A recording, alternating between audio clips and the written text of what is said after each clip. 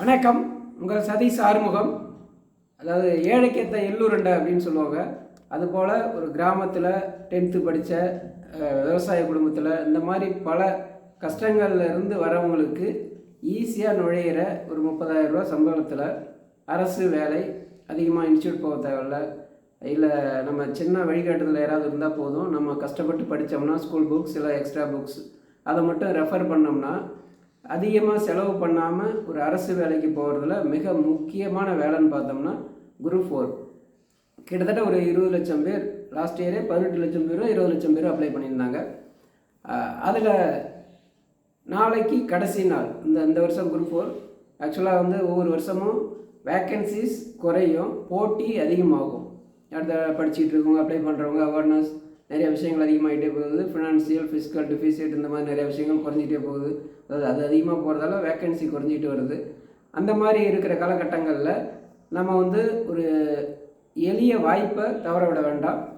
நாளைக்கு கடைசி நாள் அப்படின்னும்போது அப்போ நாளைக்கு மட்டுமே குறைந்தபட்சம் ஒரு 50,000 2 லட்சம் பேர் அப்ளை பண்ணலாம். அப்போ சர்வர் என்ன ஆகும், ரொம்ப பிஸியாக இருக்கும், அப்ளை பண்ண முடியாது. அந்த மாதிரி சூழல்லாம் இருக்கிறதால நீங்கள் என்ன பண்ணுங்கள், இன்றைக்கே கடைசி அப்படின்னு நினச்சிட்டு இன்றைக்கே முடிஞ்ச அளவுக்கு எல்லோரும் அப்ளை பண்ணுங்கள். நம்மளை மாதிரி நிறைய பேர் இன்றைக்கே கடைசின்னு வருவாங்க. அதுலேயும் எவ்வளோ சீக்கிரம் பண்ண முடியுமோ ட்ரை பண்ணுங்கள். ஆன்லைனில் நம்ம பண்ணலாம், ப்ரௌசிங் சென்டரில் பண்ணலாம். ஃபோட்டோஸ், சில விஷயங்கள் என்னென்ன தேவையோ அந்த மாதிரி விஷயங்கள் ஏற்கனவே தெரிஞ்சவங்க, அப்ளை பண்ணவங்க, இந்த மாதிரி ஆட்களை வச்சு தெளிவாக பண்ணுங்கள். ஏன்னா ஒவ்வொரு ரிசல்ட் வந்தப்பையும் பாஸ் ஆனவங்களுக்கு என்ன பார்த்துட்டோன்னா, நான் சர்டிஃபிகேட்டில் அதை ஸ்பெல்லிங் விட்டேன், இது தப்பாக போட்டேன், ப்ரிஃபரன்ஷியல் குவாலிஃபிகேஷன் போட்டேன், இந்த மாதிரி பல விஷயங்கள் அப்புறமா பதட்டம் அடைகிறாங்க. பெரிய பெரிய இஷ்யூ இல்லைனாலும் அந்த பதட்டத்துக்கு இடம் கொடுக்க வேணாம்.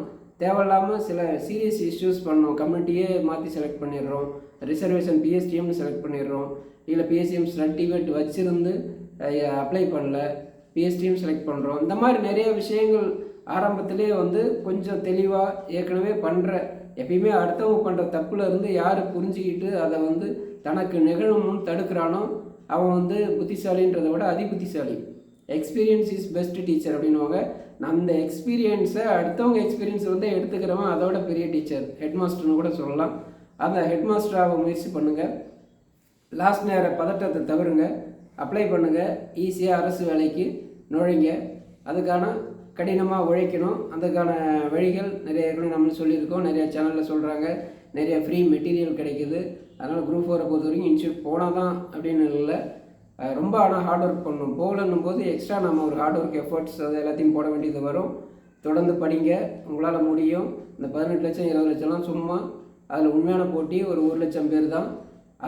அதில் நீங்கள் எந்த அளவுக்கு ஒரு 1000, 2000, 500 இந்த மாதிரி உள்ளே வரத்துக்கு முயற்சி பண்ணுங்கள். உங்களால் முடியும்.